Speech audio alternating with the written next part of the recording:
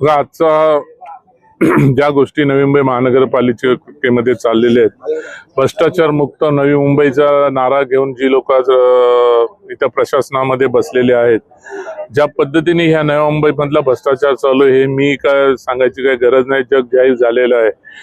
एक दिवस अगोदर मर्सिडीज रजिस्ट्रेशन होते, दुसऱ्या दिवशी लगेच वर्क ऑर्डर निघते आणि ती मर्सिडीज कोणाच्या दावणीला बांधली जाते हे सर्वसामान्य जनता पाहत आहे। त्याच्यामुळे आज आमचा सुरेश कुलकर्णी आणि त्या तुर्भेना तिथली जनता या डम्पिंग यार्डमुळे त्रासलेली आहे आणि आज तिथं येऊ घातलेला प्रोजेक्ट सुरेश कुलकर्णीने आमरण उपोषण केले। त्या ठिकाणी सर्व लोकांना करून रस्ता रोको करण्याचा प्रयत्न केला, पण जनमानसाच्या जीवावर जी लोक मोठी झाले, जनमानसांच्या गोरगरिबांच्या जीवावर ज्या लोकांनी आज पोटं भरली, तर आज त्यांच्याच जीवावर उठलेले ह्या कॉन्ट्रॅक्टर, त्यांनी हे कॉन्ट्रॅक्ट कालपासून तुम्हाला मीडियामध्ये सर्वीकडे ते फिरत आहेत। तो जी सागर नाईक जी वापरत असलेली ती मर्सिडीज कोणाची आहे हे मी सांगायची गरज नाही, आणि त्या मर्सिडीजचं रजिस्ट्रेशन एक दिवस अगोदर होते आणि 24 तासानंतर त्या कामाचं वर्क ऑर्डर दिलं जातं 729 करोड रुपयाचं।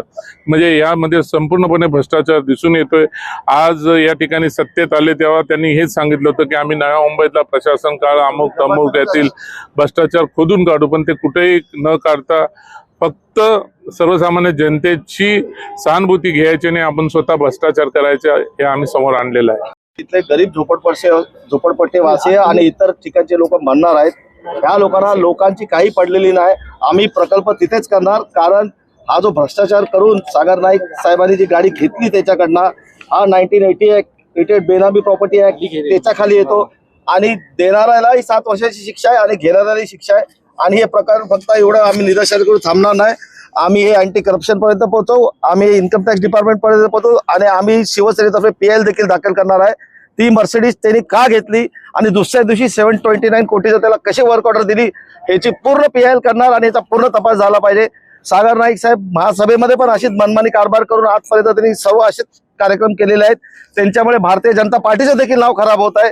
ह्या लोकांना कसली काही पडलेली नाही, फक्त भ्रष्टाचार करायचा, बाहेर येऊन बोलायचं माझे हात स्वच्छ आहेत, आमच्या घरातले सर्व स्वच्छ आहेत, आणि आता पुरावा दिला ना तर घ्या त्यांचा राजीनामा, त्यांनी राजीनामा दिला पाहिजे। सगळ्यातले पैसे पण हे लोक खात आहेत, तर आता बाकीचे काय काय केलं असेल सर्वांचं ऑडिट झालं पाहिजे, सर्व पत्रकारांना समजलं पाहिजे, फक्त दाखवायचे दात वेगळे आणि खायचे दात वेगळे आहे त्यांचे। आता सांगितलं 1988 बेनामी ऍक्ट आहे, जर कोण माणसाने कारचे पैसे दिले ते वापरतो दुसरा, आता गुन्हा आहे, 7 वर्ष शिक्षा आहे त्याच्यामध्ये, त्याला चूक काय ते आता कळेल।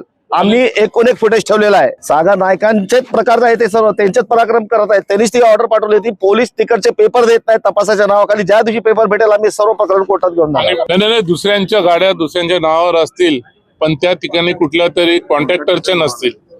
हे जे कॉन्ट्रॅक्टरच्या नावाने गाड्या आम्ही नाही वापरत, आम्ही जरी असेल चुलत भावाच्या असेल कोणाच्या नावाने जरी असेल, कॉन्ट्रॅक्टरच्या नावाने नाही। एक सरळ दिसून येतं की आदल्या दिवशी गाडी रजिस्ट्रेशन होते, 24 तासाच्या नंतर वर्क ऑर्डर मिळते आणि ते त्यांच्या वापरामध्ये हे कुठलं हे दिसतंय। हे लोक सर्वसामान्य जनतेला एक गोष्टी समजतात, गाड्याची कारण ना कोणाच्या गाड्या आणि कोण कोणाच्या गाड्या वापरतो, कॉन्ट्रॅक्टरच्या गाड्या आम्ही नाही वापरत।